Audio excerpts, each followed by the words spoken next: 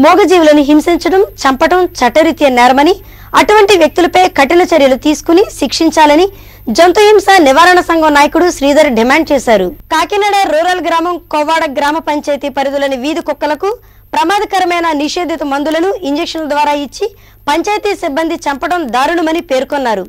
పోలీసుల సహకారంతో చనిపోయిన వీధి కుక్కల కళేబరాలను పంచాయతీ రిక్షాతో సహస్వాధీనం చేసుకుని పోలీస్ స్టేషన్ కు అప్పగించామని తెలిపారు. ఈ సంఘటనకు బాధ్యులైన అధికారులను, సిబ్బందిని చట్ట ప్రకారం శిక్షించి ఇటువంటి సంఘటనలు పునరావృతం కాకుండా చర్యలు తీసుకోవాలని ఆయన కోరారు.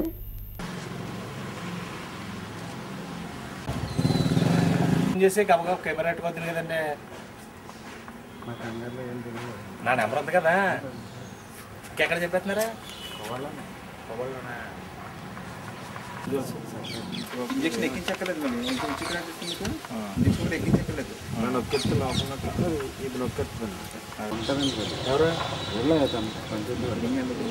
ఇది అప్పుడు కేసు అప్పుడు పట్టుకుంటే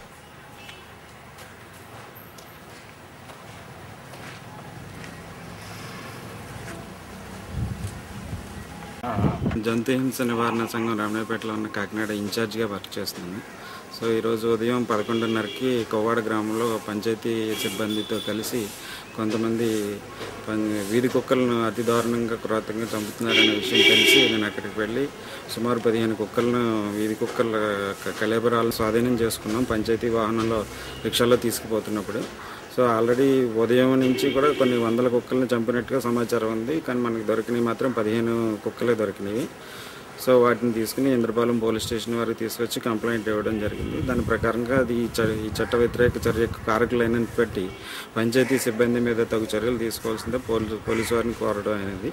ఈ కళేబరాలను పోస్ట్ మార్టం కూడా నిర్వహించి చట్ట పరిధిలో ఈ బాధ్యులైన అధికారుల మీద చర్యలు తీసుకోవాల్సిందిగా పోలీసు వారికి కంప్లైంట్